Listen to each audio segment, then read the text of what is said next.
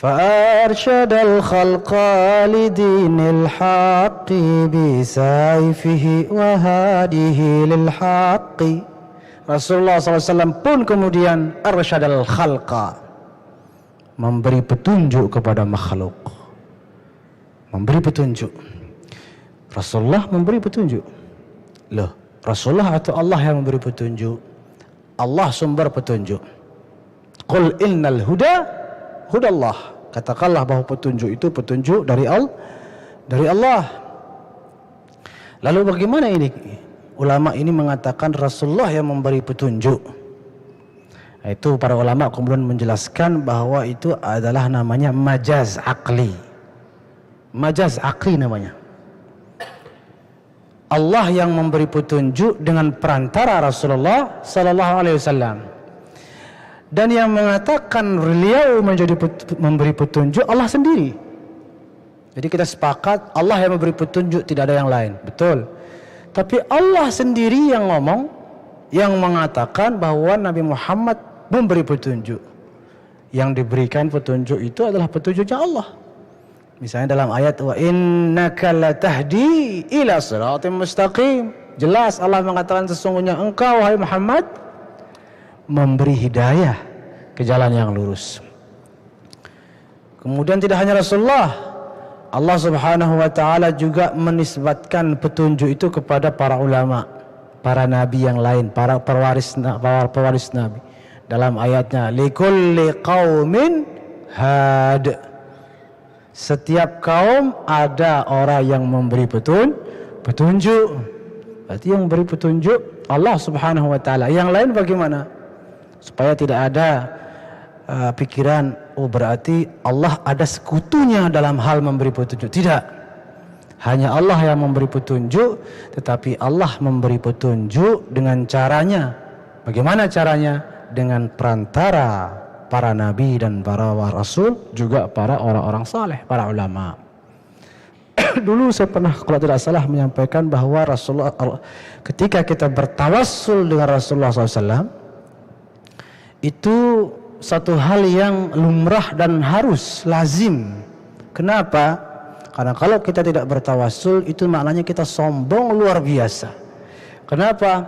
Karena Allah saja bertawassul. Allah juga bertawassul. Maksud bertawassul itu apa dulu tawassul? Tawassul itu mengambil perantara, menjadikan wasilah, sesuatu dijadikan wasilah. Itu namanya tawassul. Misalnya saya menjadikan alat ini sebagai wasilah perantara atau alat untuk mengeraskan suara saya. Berarti saya sedang bertawassul dengan mikrofon ini. Sudah dipahami ya? Begitu juga Allah Subhanahu wa taala. Allah Subhanahu wa taala mampu memberi hidayah kepada kita semua langsung. Walau syi'na la ataina kulla nafsin hudaha. Kata Allah begitu. Kalau kami mau, kata Allah, setiap jiwa kami berikan hidayah langsung. Tapi Allah enggak mau. Allah mau bertawassul. Ya, kenapa begitu? Ya sudah, Allah maunya begitu. Allah mengambil perantara, menjadikan para rasul sebagai alat. Nah, ini tawassulnya Allah. Sebagai alat untuk menyampaikan hidayahnya kepada kita semua. Berarti Allah bertawassul. Malah tawassulnya Allah ganda. Padahal Allah enggak butuh. Allah Maha Kaya, Allah Maha Kuasa. Tapi Allah lakukan itu. Apa hikmahnya? Nanti kita tahu. Allah menjadikan Rasul sebagai alat atau wasilah, bahasa agamanya, untuk menyampaikan hidayah. Pun Rasul-Rasul itu Allah mampu memberikan wahyu langsung tanpa perantara wasilah apapun. Tapi Allah tidak lakukan. Allah melakukan tawassul yang lain, yaitu menjadikan malaikat Jibril sebagai alat, sebagai wasilah untuk menyampaikan wahyu kepada para rasul. Allah bertawassul, melakukan tawassul ganda. Ya, insahat tabir kalau memang. Nah, kenapa Allah bertawassul? Seakan-akan Allah ingin mengatakan begini, wahai hamba-hambaku, aku saja bertawassul kok. yang maha kaya, yang maha kuasa, yang tidak butuh siapapun, tidak butuh alat apapun.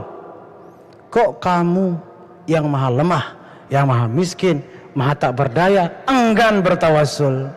Berarti kamu seakan-akan merasa lebih hebat daripada aku. Jadi orang yang bilang haram tawasul, tidak boleh bertawasul langsung kepada Allah, nggak boleh pakai alat atau perantara apapun, dia tidak sadar dia merasa lebih hebat daripada Allah Subhanahu wa taala. Allah saja bertawasul. Allah untuk sampai kepada kita pakai perantara Nabi. Allah untuk sampai kepada Nabi perantara Jibril. Kok kita gengsi langsung pada Allah, tidak usah sisihkan Nabi, sisihkan. Na'udzubillah min dzalik. Baik.